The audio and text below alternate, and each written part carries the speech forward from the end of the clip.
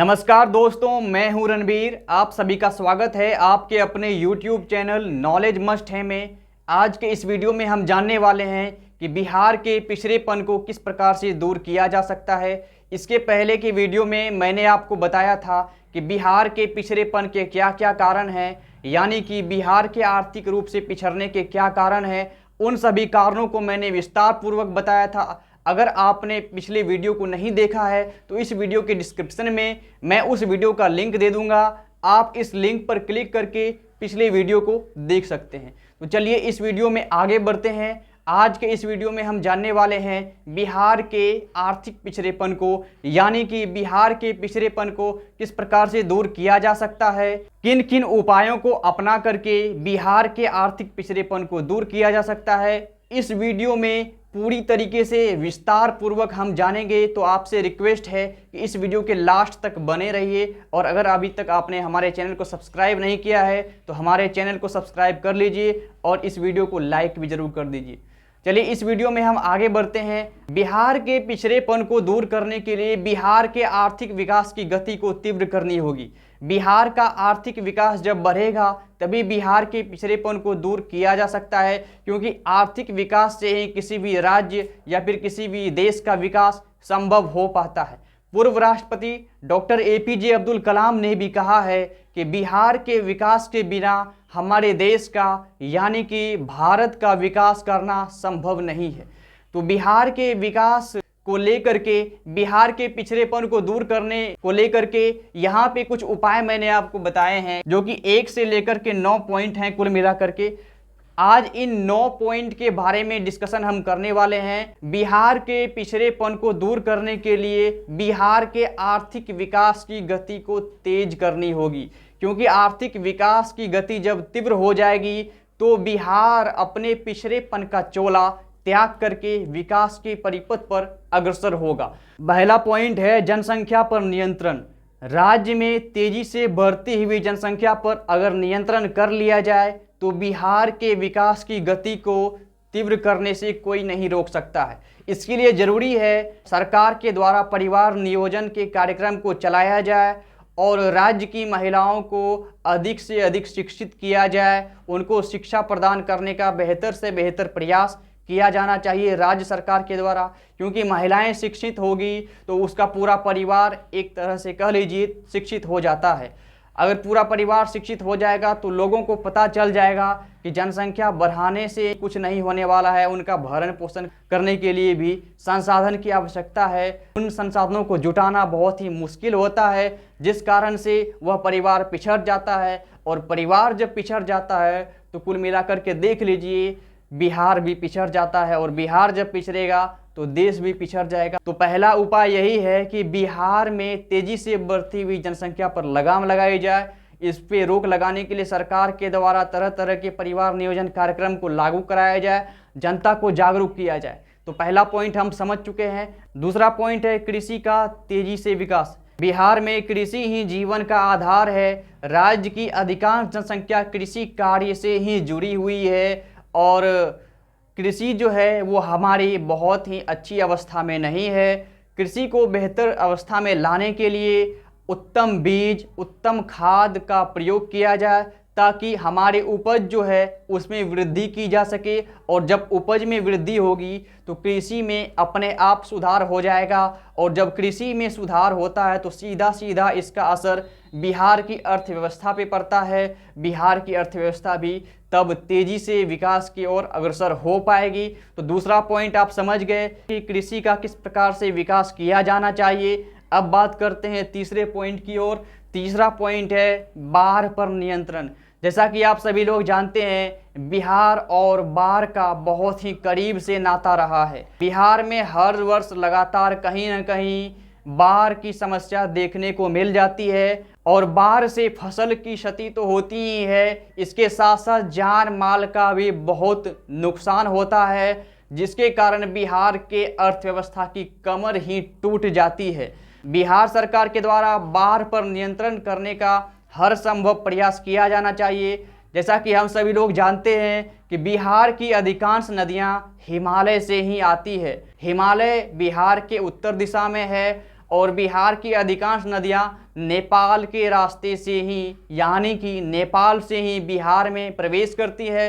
तो बिहार सरकार अगर नेपाल सरकार से बात करे, विचार विमर्श करे, तो बाढ़ पर भी नियंत्रण पाया जा सकता है, क्योंकि हम जानते हैं कि बिहार में बहने वाली अधिकतर नदियां हिमालयी नदियां हैं और बगल में नेपाल जो है, नेपाल नाम का जो देश है, नेपाल से ही बहुत सारी नदियां आती हैं जो कि बिहार में बाढ़ की तबाही लेकर के आती है। उदाहरण के लिए आप कोसी का उदाहरण देख सकते हैं। 2008 में आया हुआ कोसी का बाढ़ आपको अच्छी तरीके से याद होगा, कितनी जान माल की क्षति हुई थी, कितने फसल का नुकसान हुआ था, ये आप समझ सकते हैं। तीसरा पॉइंट हम समझ गए। तीसरा पॉइंट था बाढ़ पर नियंत्रण। अगर बाढ़ पर नियंत्रण कर लिया जाए, बिहार सरकार और नेपाल सरकार के बीच आपसी तालमेल अगर बन जाए अच्छी तरीके से, तो बिहार में बाढ़ की जो स्थिति लगातार बनते रहती है उस पर काबू पाया जा सकता है। अब बात करते हैं चौथे पॉइंट की। चौथा पॉइंट है आधारिक संरचना का विकास। पिछले वीडियो में मैंने आपको बताया था किसी भी राज्य या फिर देश के विकास के लिए आधारिक संरचना कितना महत्वपूर्ण होता है, क्योंकि आधारिक संरचना के द्वारा ही किसी भी देश या फिर किसी भी राज्य का विकास संभव हो पाता है। बिहार में आधारिक संरचना भी ठीक स्थिति में नहीं है। यहाँ के सड़क की व्यवस्था ठीक नहीं है, यहाँ के अस्पताल और स्कूल कॉलेज की व्यवस्था भी ठीक नहीं है, यहाँ की बिजली व्यवस्था भी ठीक नहीं है। सरकार को यह प्रयास करना चाहिए कि किस प्रकार से बिहार की आधारिक संरचना सुदृढ़ हो, मजबूत हो, ताकि बिहार को विकास के रास्ते पर लाया जा सके। हमारे राज्य की जो बिजली की समस्या है उसको दूर किया जाना चाहिए। इसके साथ साथ अस्पताल की, स्कूल की, शिक्षा व्यवस्था और स्वास्थ्य व्यवस्था को भी दुरुस्त करना चाहिए। सरकार को सड़क की व्यवस्था भी दुरुस्त करनी चाहिए। सड़क की व्यवस्था दुरुस्त होती है तो परिवहन सुगम होता है, परिवहन सुगम होने से व्यापार बढ़ता है और व्यापार बढ़ने से उस राज्य का, उस देश का आर्थिक विकास भी बढ़ता है। तो हम समझ गए कि आर्थिक विकास के लिए आधारिक संरचना कितना महत्वपूर्ण है। अगर बिहार के आधारिक संरचना यानी कि आधारभूत ढांचा को अगर ठीक कर लिया जाए तो समझ लीजिए कि बिहार का आर्थिक विकास करना आसान हो जाएगा। अब बात करते हैं नेक्स्ट पॉइंट की। हमारा नेक्स्ट पॉइंट है उद्योगों का विकास। बिहार में कोई भी उद्योग ठीक तरीके से कार्य नहीं कर पाता है और इसके पीछे यह भी रीजन है कि यहाँ उतना निवेश नहीं हो पाता है। एक तो हम पहले से जानते हैं कि बिहार में उद्योगों का अभाव है। 15 नवंबर 2000 ईस्वी में झारखंड राज्य का जब निर्माण हो जाता है, झारखंड राज्य का गठन हो जाता है, तो लगभग जितने भी उद्योग धंधे होते हैं सभी झारखंड राज्य में चले जाते हैं। बिहार में केवल चीनी मिल रह जाता है और उन चीनी मिल से बिहार के आर्थिक विकास को बल नहीं मिल सकता है। इसके लिए ज़रूरी है कि सरकार के द्वारा प्रयास किए जाने चाहिए नए नए उद्योग लगाने के, और नए नए उद्योग जो बड़े बड़े उद्योगपति हैं उनको प्रेरित किया जाना चाहिए कि वो आकर के बिहार में निवेश करें और बिहार में निवेश करने के साथ साथ यहाँ उद्योग धंधे भी लगाएं, ताकि बिहार के विकास की जो स्थिति है उसको पहले से और बेहतर किया जा सके। तरह तरह के उद्योग धंधे लगाने का सरकार के द्वारा माहौल बनाया जाना चाहिए और देशी के साथ साथ विदेशी भी निवेशकर्ता जो हैं उनसे बिहार सरकार को बात करना चाहिए ताकि वो यहाँ निवेश कर सकें। हाल के दिनों में देखा जा रहा है कि बिहार सरकार तरह तरह के प्रयास कर रही है, निवेशकों को लुभाने के लिए बहुत सारे छूट दे रही है, करों में छूट दे रही है, उनको ज़मीन प्रोवाइड करा रही है ताकि वो यहाँ आकर के निवेश कर सकें, यहाँ उद्योग धंधे लगा सकें। यह एक अच्छा कदम है बिहार सरकार के द्वारा। अगर बिहार में उद्योग धंधे लगाए जाएं तो बिहार के विकास को निश्चित रूप से बल मिलेगा और बिहार का पिछड़ापन दूर हो पाएगा। हमारा छठा जो पॉइंट है वो है गरीबी को दूर करना। जैसा कि आप सभी लोग जानते हैं बिहार की अधिकांश जनसंख्या गरीबी में ही गुजर बसर करती है। आपके सिलेबस के किताब में दिया हुआ है 2001 की जनगणना के अनुसार बिहार की लगभग 42% आबादी गरीबी रेखा के नीचे गुजर बसर करती है। बिहार में गरीबी को मिटाने के लिए, गरीबी को कम करने के लिए बिहार के गरीबों को प्रशिक्षित किया जाना चाहिए, जो कि सरकार के द्वारा बनाई गई योजनाओं के द्वारा ही होगा। और भी बहुत सारे प्राइवेट संस्थान खोलकर भी बिहार के गरीबों को प्रशिक्षित किया जा सकता है और सरकार के द्वारा स्वरोजगार को बढ़ावा दिया जाना चाहिए ताकि बिहार से गरीबी कम हो सके। और जैसे ही बिहार से गरीबी कम होगी तो समझ लीजिए कि बिहार के आर्थिक विकास को बल मिलेगा, इससे भी बल मिलेगा। तो यह भी उपाय किए जा सकते हैं बिहार के पिछड़ेपन को दूर करने के लिए।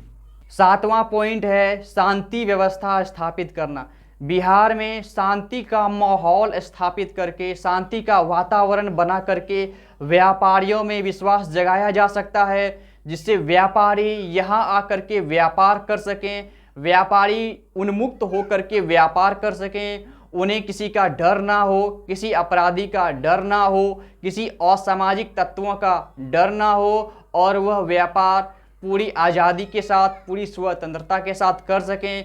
क्योंकि व्यापारी जब व्यापार करना शुरू कर देंगे वह भी पूरी स्वतंत्रता के साथ, तो वो अनेक सारे रोजगार भी उपलब्ध कराएंगे, कई रोजगार के अवसर भी उपलब्ध होंगे जिनसे लोगों को रोजगार मिलेगा और बेरोजगारी दर में भी कमी आएगी। शांति का वातावरण बना करके बिहार में जो व्यापारी हैं उनमें विश्वास जगाया जा सकता है और बिहार के आर्थिक पिछड़ेपन को दूर किया जा सकता है। हमारा 8वां पॉइंट है स्वच्छ तथा ईमानदार प्रशासन। जैसा कि आप सभी लोग जानते हैं कि बिहार में आए दिन तरह तरह के भ्रष्टाचार के मामले उजागर होते रहते हैं। यहाँ की प्रशासनिक व्यवस्था भी ठीक नहीं है। अगर बिहार की प्रशासनिक व्यवस्था को ठीक कर लिया जाए, यहाँ कुशल प्रशासन हो, यहाँ स्वच्छ प्रशासन हो, यहाँ ईमानदार प्रशासन हो, भ्रष्टाचार नहीं हो, भ्रष्टाचार का नामो निशान नहीं हो, तो समझ लीजिए बिहार सरकार के द्वारा जो बनाई गई योजनाएं हैं उनका सीधा सीधा लाभ जनता तक पहुंचेगा, बीच में कोई बिचौलिया नहीं रहेगा। उन योजनाओं को दमन करने वाला, उन योजनाओं का गमन करने वाला कोई भी व्यक्ति नहीं रहेगा, कोई भी अधिकारी नहीं रहेगा, यानी कि भ्रष्टाचार पूरी तरीके से खत्म हो जाएगा। प्रशासन की छवि ईमानदार बनी रहेगी और जब योजनाओं का लाभ सीधा सीधा जनता को मिलेगा, क्योंकि सरकारी योजनाएं जो होती है वो जन कल्याणकारी योजनाएं होती है, और जब इसका लाभ सीधा सीधा जनता को मिल जाएगा तो समझ लीजिए कि बिहार के आर्थिक विकास को भी बल मिलेगा। जब लोगों का विकास होगा तो बिहार का पिछड़ापन भी दूर होगा, लोगों की आय भी बढ़ेगी। पॉइंट नंबर 9 है केंद्र सरकार से अधिक मात्रा में संसाधनों का हस्तांतरण। बिहार एक गरीब राज्य है और यहाँ बहुत ही गरीबी है, इसके साथ साथ बहुत सारी समस्याएं भी हैं। अगर केंद्र सरकार के द्वारा बिहार को विशेष रूप से आर्थिक सहायता मिलती है, यानी अधिक मात्रा में आर्थिक सहायता मिलती है, अधिक मात्रा में संसाधन उपलब्ध कराए जाते हैं केंद्र सरकार के द्वारा, तो यह भी बिहार के विकास में सहायक सिद्ध होगा। बिहार को विकास के रास्ते पर लाने में यह भी सहायक सिद्ध होगा, क्योंकि बिहार एक गरीब राज्य है। जैसा कि आप पहले ही जान चुके हैं, बिहार एक गरीब राज्य है, यहाँ संसाधनों का अभाव है। संसाधन के नाम पर केवल उर्वरक भूमि रह गई है, क्योंकि झारखंड राज्य बन जाने के कारण सारे उद्योग धंधे और जितने भी खनिज हैं वो सभी झारखंड राज्य में चले जाते हैं और बिहार में केवल उर्वरक भूमि रह जाती है, और इस प्रकार से बिहार में संसाधनों का अभाव हो जाता है। केंद्र सरकार के द्वारा अगर बिहार को अधिक मात्रा में संसाधन उपलब्ध कराए जाते हैं तो बिहार निश्चित रूप से आर्थिक विकास को हासिल करेगा, आर्थिक विकास के लक्ष्यों को हासिल करेगा और देश के विकसित राज्यों में से एक हो सकता है अगर केंद्र सरकार के द्वारा सहयोग किया जाए तो।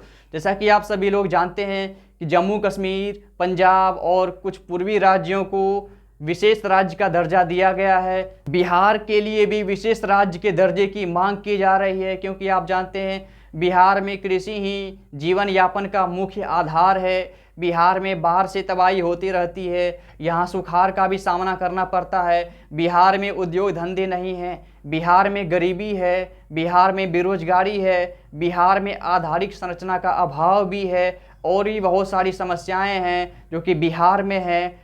तो बिहार के नेताओं के द्वारा, बिहार के राजनीतिज्ञों के द्वारा केंद्र सरकार से विशेष राज्य के दर्जे की मांग की जा रही है। अगर बिहार को विशेष राज्य का दर्जा मिल जाता है तो केंद्र से अधिक मात्रा में संसाधनों का हस्तांतरण होगा बिहार के लिए और इससे बिहार जो है वो विकास के रास्ते पर आगे बढ़ेगा। लेकिन इसमें बहुत सारी राजनीतिक और प्रशासनिक समस्याएं सामने आ रही है, जिससे कि बिहार को विशेष राज्य का दर्जा मिलने में कठिनाई उत्पन्न हो रही है। तो आज के वीडियो में हमने जान लिया कि बिहार के आर्थिक पिछड़ेपन को दूर करने के क्या क्या उपाय थे, कौन कौन से उपायों को अपना करके बिहार के पिछड़ेपन को दूर किया जा सकता है और बिहार को भी एक विकसित राज्य बनाया जा सकता है। इस वीडियो को लास्ट तक देखने के लिए आप सबका बहुत बहुत धन्यवाद। आई होप आपको वीडियो अच्छी लगी होगी। अगर वीडियो अच्छी लगी है तो इस वीडियो को लाइक कर दें, और हाँ, अगर आप हमारे चैनल पर पहली बार आए हैं तो हमारे चैनल को सब्सक्राइब करना नहीं भूलिए। आज के लिए इतना ही, फिर मिलेंगे एक नई वीडियो के साथ। तब तक के लिए जय हिंद।